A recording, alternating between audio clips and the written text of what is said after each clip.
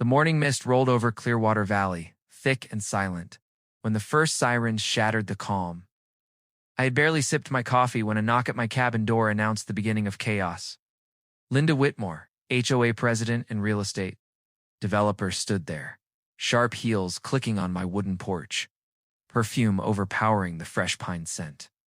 Her smirk said she was used to getting what she wanted, but she had no idea whose land she was challenging. My family's legacy stretched back decades. My cabin wasn't just wood and nails, it was my inheritance, my independence, and my fight had just begun. Clearwater Valley had been in my family for over 50 years, a stretch of mountains, forests, and streams that seemed untouched by time.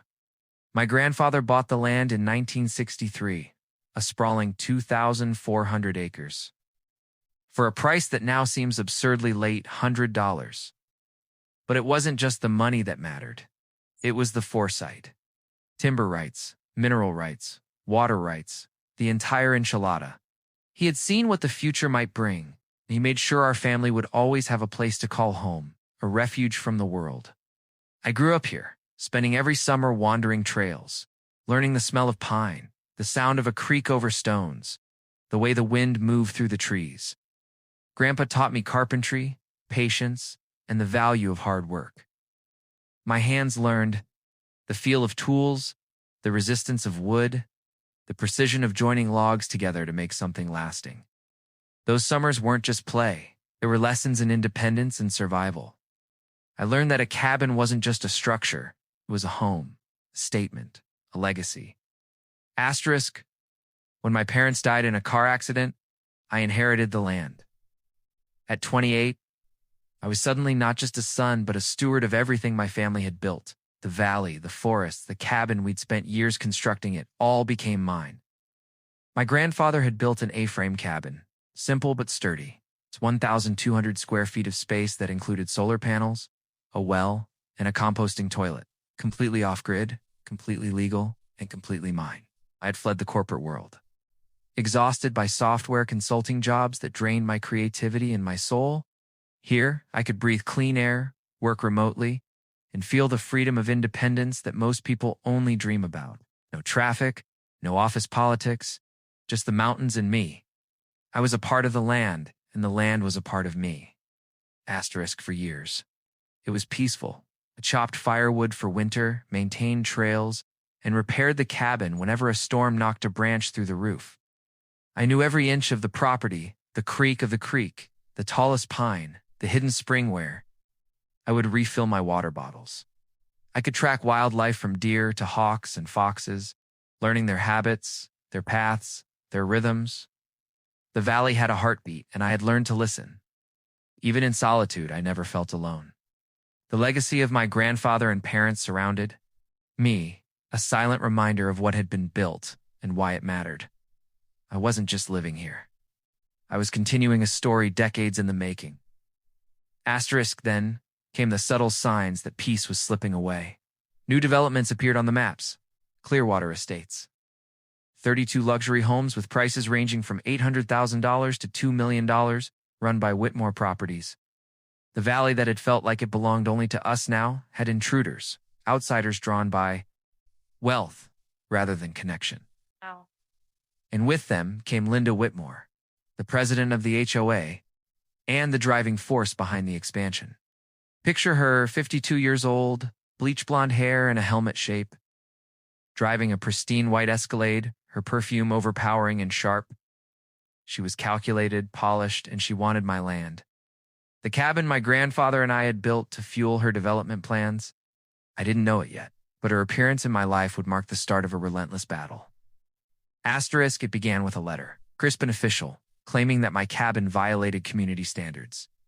I stared at it, incredulous. Built this place decades before any HOA existed. The letter's paper was smooth, almost silk-like, and it felt alien in my rough hands, calloused from work. When Linda first arrived in person, her heels clacked against the porch. Her finger pointed accusingly at the walls, and I realized she wasn't here to discuss or negotiate. She was here to intimidate. She smelled like expensive perfume mixed with cigarettes, her presence aggressive yet composed. The complaints came fast. Noise violations when I was asleep, claims about the septic system, allegations that the cabin was unsafe. Each move she made was deliberate. She wasn't challenging my cabin because of code. She was challenging my right to exist here peacefully. Asterisk, I stood on that porch, listening to the wind through the pines, and understood that this was more than a dispute over property lines. This was an assault on legacy, independence, and the continuity of my family's story. The valley had been a sanctuary for decades, and now greed had shown up at the door. I realized that knowledge, preparation, and evidence were my only tools. Grandpa had left us not just land, but the right to protect it. Every deed, every permit, every note of history became a weapon in this quiet war. I knew that defending this valley wouldn't just be about laws. It would be about persistence, observation, and courage. Asterisk that summer. I doubled down on maintenance, preparing for what I sensed would be an escalation. Each board of letters, each inspection visit, each shadow of threat strengthened my resolve. The cabin wasn't just wood and nails. It was proof of a life built with intention, of independence earned through sweat and skill. I knew that if I faltered, the valley, the land, and the history my family preserved could be swallowed by developers who only saw profit. But I also knew that I wasn't alone. It's the valley, the forest, the creek, the mountains. They were witnesses. Allies in a battle that was only beginning. Asterisk, I spent hours walking the trails. Looking at trees I had climbed as a child, thinking of the generations that came before me, imagining the years ahead. I realized that this fight wasn't just for me. It was for every neighbor who valued history, for every landowner who had worked tirelessly to protect their inheritance. For the idea that land could belong to more than money, I felt the weight of responsibility settle on my shoulders, heavier than any tool I'd ever lifted. And I knew even then that once Linda Whitmore stepped into my valley, the days of quiet mornings, misty creeks, and wind through the pines were over. The battle for Clearwater Valley had begun, and I had no choice but to fight. It started quietly, almost innocuously, with a letter slipped under my cabin door. The envelope was crisp, official, and unnervingly formal, claiming that my cabin violated community standards. I read it twice, thinking it must be a mistake. My grandfather had built this cabin decades before any HOA existed, yet there it was. A demand for fines, a warning that corrective action was required, and a thinly veiled threat that legal action would follow if I ignored it. I felt a wave of disbelief. Who would even think my home, carved by hand and standing strong for years, could be illegal? Then I realized the truth. This wasn't about legality. It was about control. Asterisk, a few days later, she arrived. Linda Whitmore drove her white Escalade up the gravel road, tires kicking up dust that clung to the morning mist. She stepped out, heels clicking against the porch like gunshots in a silent forest.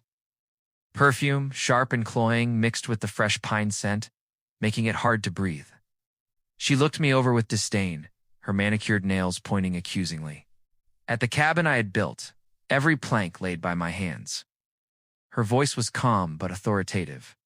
This structure is completely inappropriate for our community standards, she said, as if reading from a script she had perfected over years of dealing with resistant landowners. I met her gaze evenly. This cabin was built in 1995, I said, keeping my tone measured. Your HOA didn't exist until 2018. It predates all of this. Her eyes narrowed, but she didn't back down. Asterisk, that was the beginning.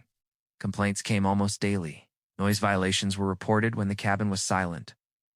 My septic system came under scrutiny, despite having passed inspections multiple times before. Linda escalated to the county, then state authorities, filing every possible claim she could think of. She targeted anything that might seem even remotely out of compliance, hoping to overwhelm me. But I was ready. I started documenting every interaction, every visit, every phone call. I logged timestamps, recorded conversations, and saved every email and letter. Each attempt at intimidation became an archive of her harassment. The first county inspector arrived one Tuesday morning.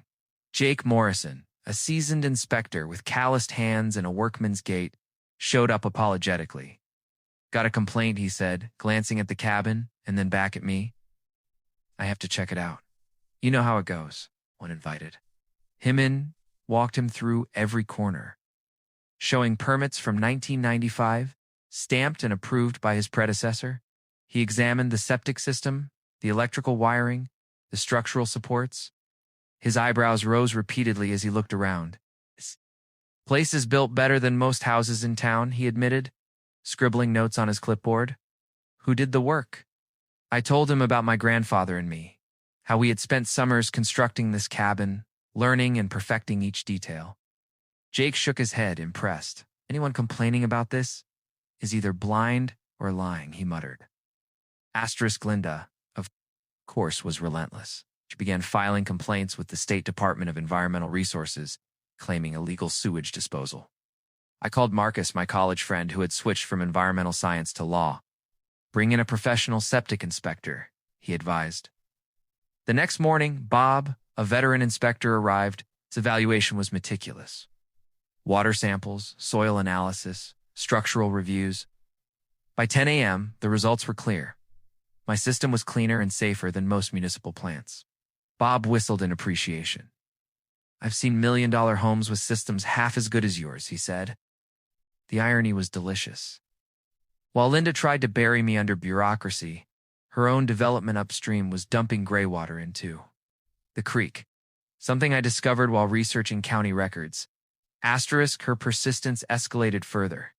She filed complaints with the fire marshal, claiming the wood stove was a hazard. When Fire Marshal Betty Chen arrived with her team, she inspected everything thoroughly. The copper pipes gleamed, clearances exceeded code, and airflow was optimal. This is textbook installation, Betty commented. Better than many professional setups I've seen. Every attempt Linda made to intimidate me backfired. Each complaint, each false claim became evidence against her, revealing a pattern of harassment and overreach. Meanwhile, I reached out to the community.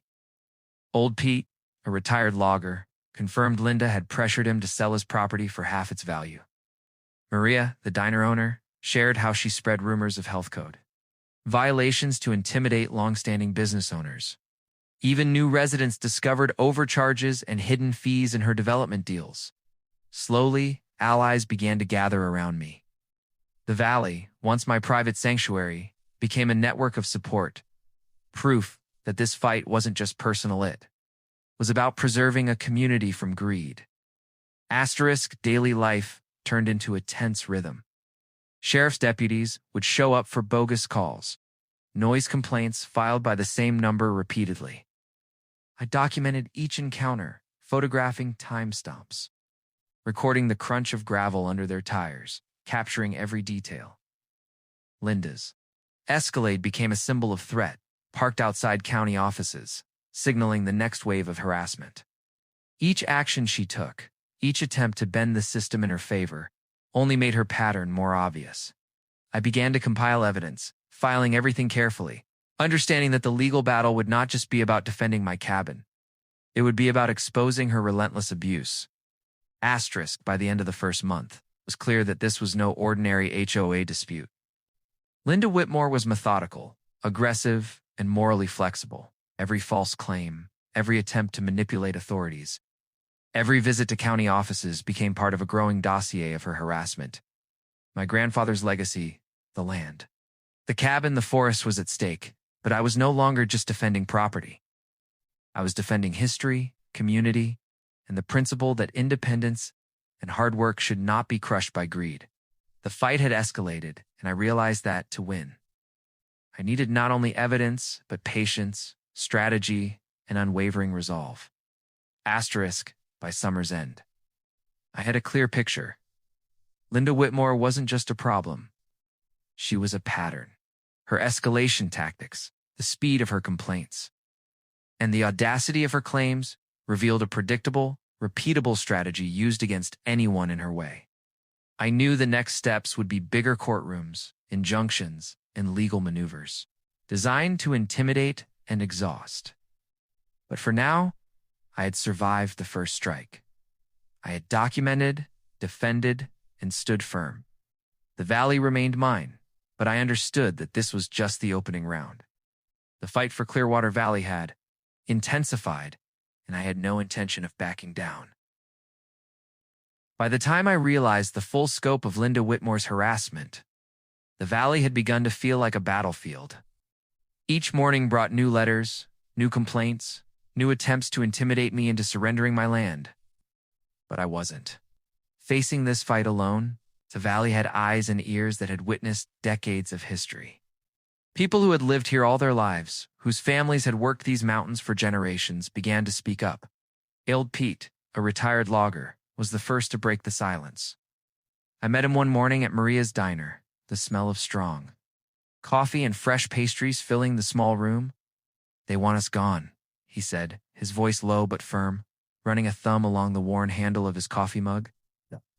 "She came here from California thinking she could push everyone out." Not while we're still standing.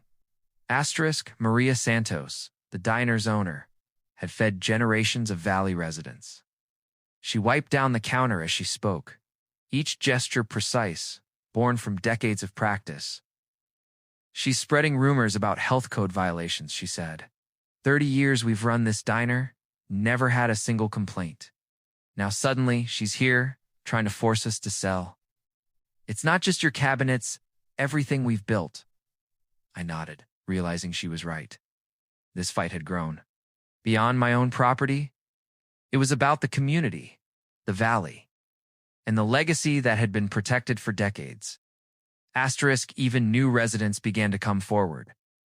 David Kim, a man who had purchased a lot in Linda's development, confided that he had been overcharged by $50,000 through hidden consultation fees. "She called it a premium location adjustment," he said bitterly. "I call it theft." Each story added weight to the case I was quietly building, each neighbor a potential ally in the long, grueling battle that lay ahead. With Marcus, a Los Savi college friend, we began to plan countermeasures. Every complaint Linda filed became evidence. The septic system had been professionally inspected by Bob, a veteran with 30 years of experience. His report proved that my system was cleaner than most municipal plants. We discovered that while she targeted me, her own development upstream was contaminating Clearwater Creek, dumping gray water illegally. Irony became our unexpected weapon. Every attempt she made to overwhelm me with bureaucracy exposed her own violations. I started documenting each interaction meticulously, creating a timeline of harassment that would soon prove invaluable. We organized informal meetings at Maria's diner, while Pete, David Kim, and several other longtime residents shared their experiences, each story reinforcing the pattern of Linda's aggressive tactics. Every conversation, every revelation, was a reminder that I wasn't isolated in this fight.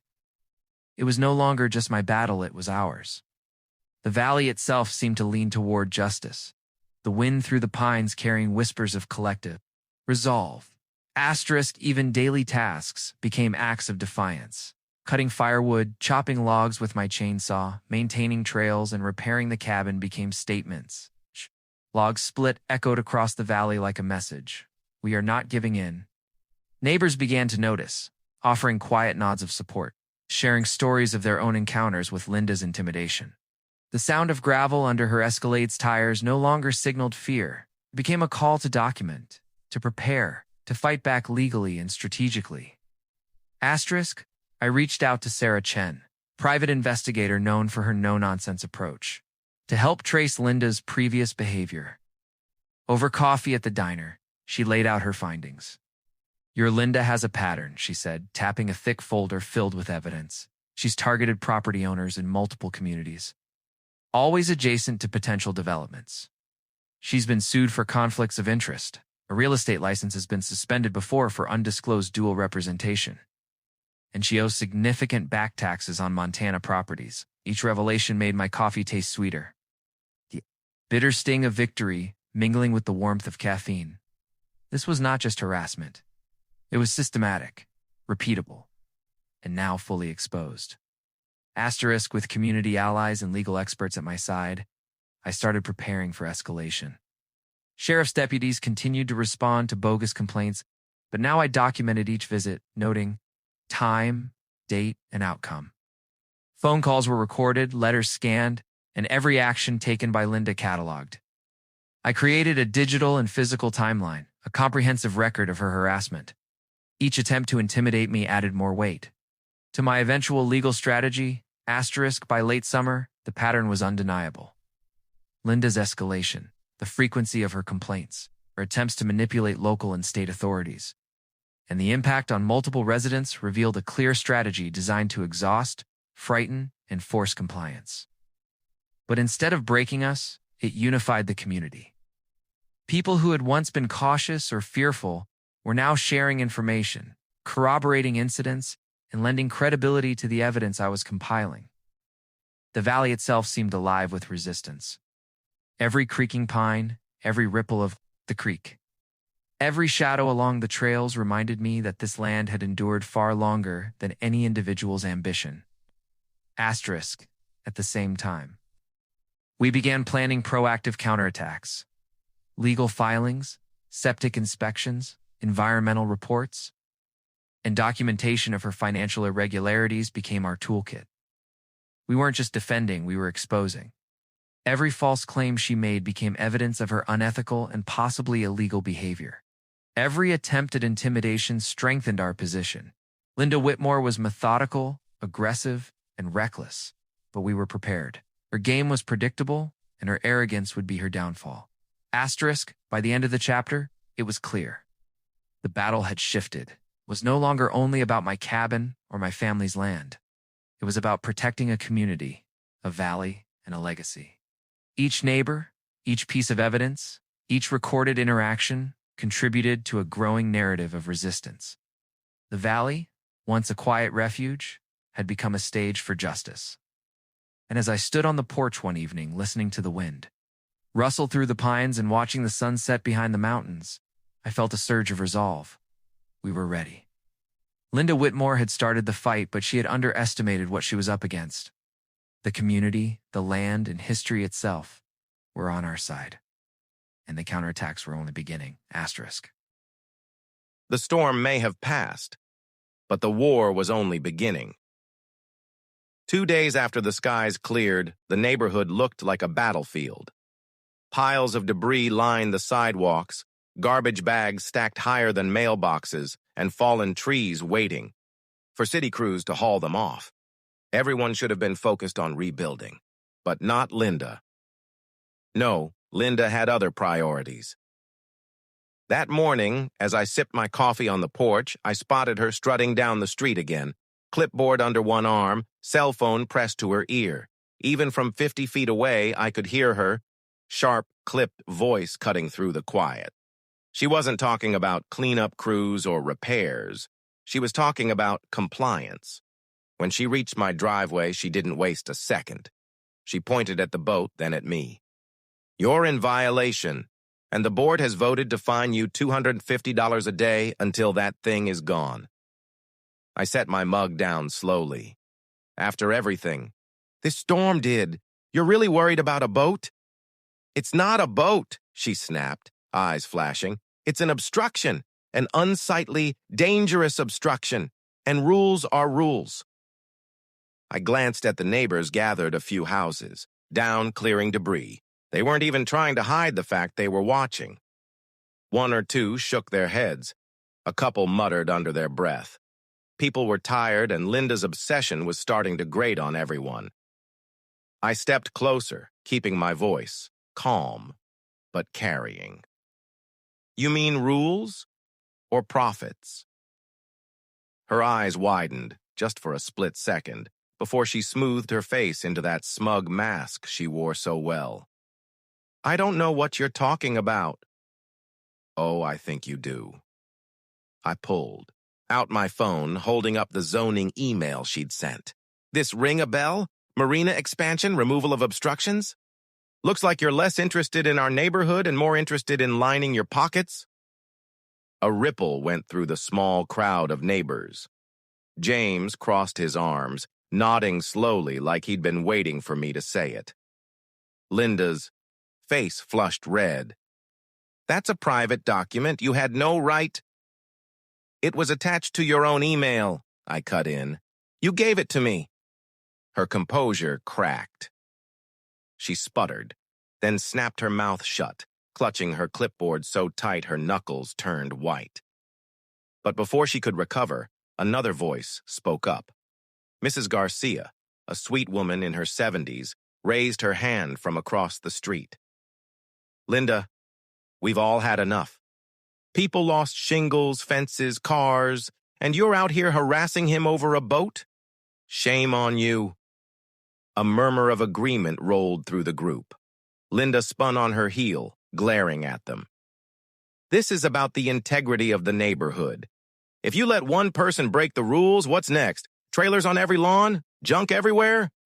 James barked a short laugh. "You're not protecting integrity, Linda. You're protecting your business deal." For the first time, Linda looked cornered. She shot me one last venomous glare before storming off, her heels splashing in the muddy street. "This isn't over," she muttered, practically trembling with fury. But I knew she wasn't done. People like Linda didn't just fold under pressure. She would come back harder, meaner, and more desperate. Sure enough, by the next afternoon, I got another notice taped to my door. This one wasn't a fine. It was a final removal order, complete with threats of legal action. Sarah read it over my shoulder, her jaw tightening. "She's serious. She's actually going to try to take you to court over this." I sighed, setting the paper on the counter. Let her try. If she wants a fight, I'll give her one. That evening, as I sat out by the boat, tightening the straps again, James walked over carrying a folder. "Figured you'd need this," he said, handing it to me. Inside were copies of HOA bylaws, zoning records, and even a few old newsletters. He'd highlighted sections that directly contradicted Linda's claims. "She's bluffing," he said. "The HOA can't touch personal property in your driveway unless it's a safety hazard. And from the looks of it, your boat is safer than half the junk around here."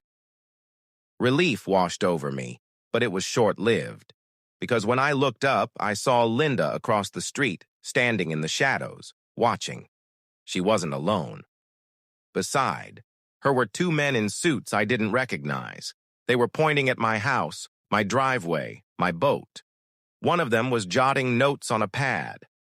Something told me fines weren't the end game anymore. Linda was escalating.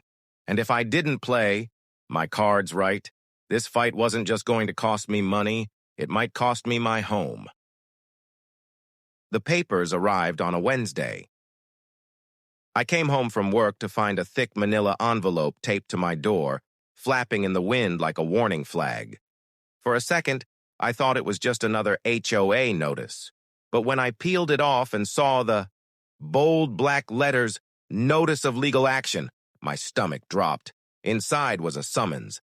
The HOA, under Linda's signature as board president, was officially suing me for non-compliance and creating a public hazard. Their demand, immediate removal of the boat and payment of accumulated fines, already totaling more than $3,000. Sarah read it with me at the kitchen table, her face pale. "She's serious. She actually filed." I ran my hands over my face, feeling the weight settle on my shoulders. It wasn't just a nuisance anymore. Linda had escalated to war.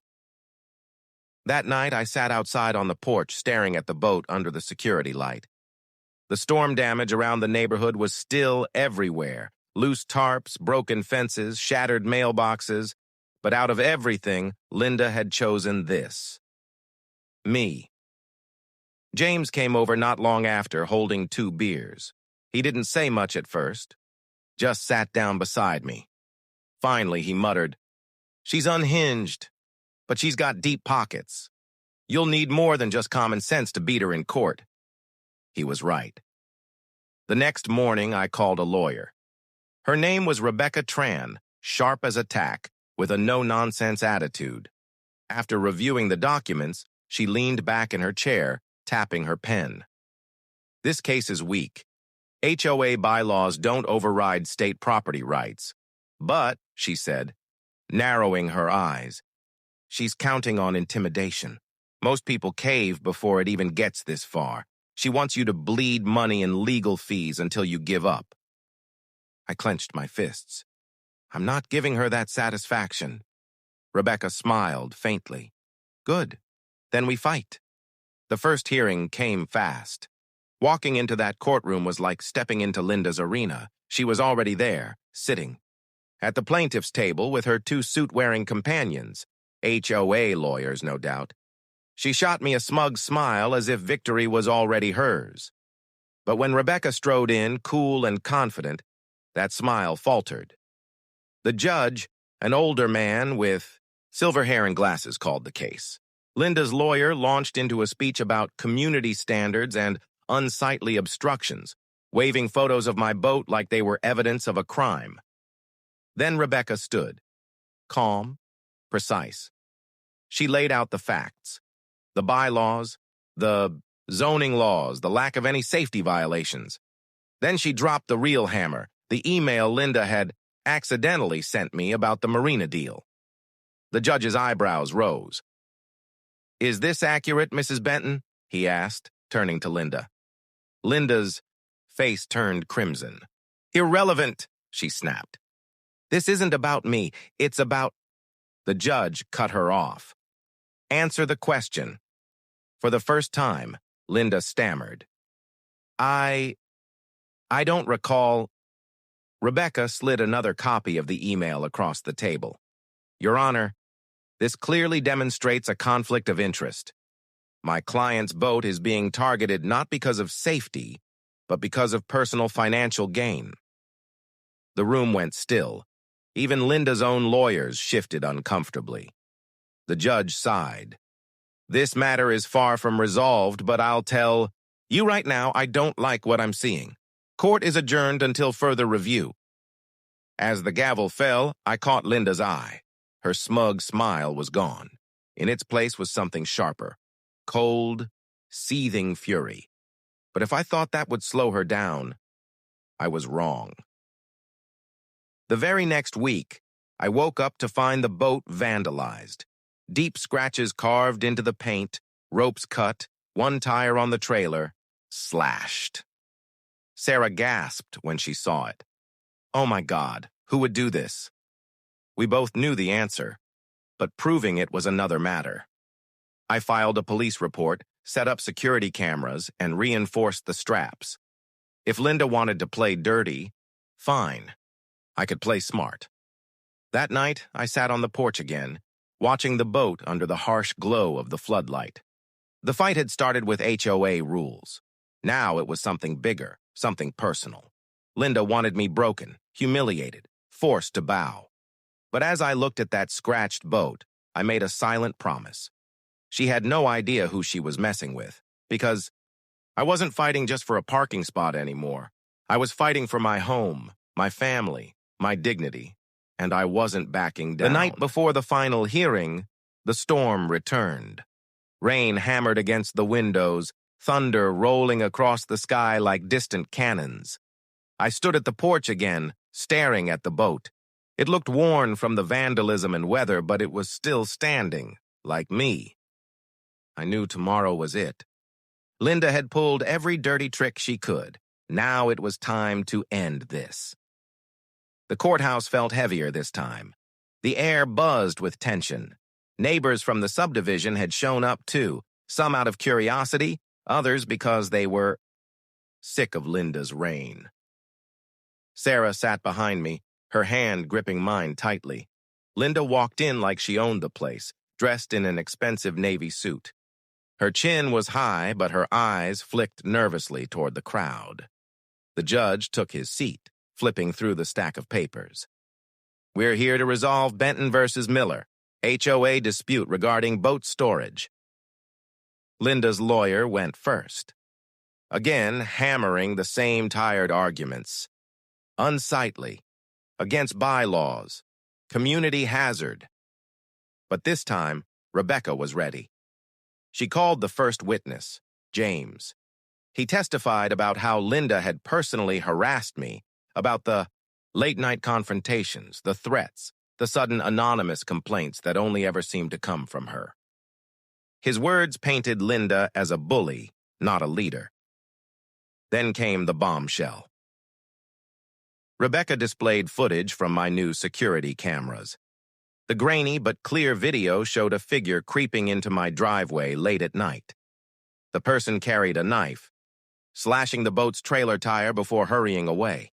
The hood slipped for just a moment, enough for the audience, and the judge, to see her face. Gasps filled the courtroom. Sarah squeezed my hand. My heart pounded. It was Linda. Her lawyer tried to object, stammering about inconclusive evidence, but it was too late. The judge's face hardened. "Mrs. Benton," he said sternly, "not only have you harassed your neighbor, but you've damaged his property and abused your authority as HOA president. This court finds in favor of the defendant. All fines against Mr. Miller are null and void. Furthermore, Mrs. Benton, I am ordering a formal review of your position on the board." The gavel slammed down. The room erupted, half in whispers, half in cheers. Neighbors who had stayed silent for years finally stepped forward, glaring at Linda. Some shook my hand, patting me on the back. For the first time in months, I felt like I wasn't standing alone. Linda stormed out of the courtroom, her heels clacking against the tile like gunshots. She didn't look back. Back home, the storm had cleared. The sun broke through the clouds, spilling golden light across the street. My boat sat in the driveway, battered but victorious, like a soldier who'd survived the war. Sarah leaned against me, smiling for the first time in weeks. "It's over. You won." I nodded, but inside I felt something more than victory. Relief. Pride. A quiet satisfaction that Linda hadn't just lost the case. She had lost her power. James walked over with a grin. "Guess she won't be bothering you about that boat anymore." I laughed. "No, not me, not anyone." As the sun set that evening, I sat on the porch with Sarah watching the light reflect off the boat's hull. The battle was finally over. Linda had tried to break me, tried to use rules and intimidation to force me into submission. But in the end, she underestimated the one thing she could never control: my will to stand my ground. And as far as I was concerned, my boat wasn't just a boat anymore. It was a symbol, a reminder that no matter how fierce the storm or how powerful the Karen, I wasn't backing down. Not now. Not ever. And that's how it all ended. The storm passed, but the real storm was never the weather. It was the HOA trying to control what wasn't theirs. I stood my ground, and in the end, truth won. If you enjoyed this story, don't forget to like this video. It really helps the channel grow. And if you've ever had to deal with an unreasonable HOA or a Karen in your life, share your experience in the comments below. I'd love to hear your stories. And of course, make sure you subscribe so you don't miss the next battle against the Karens of the world. Trust me, you won't want to miss it.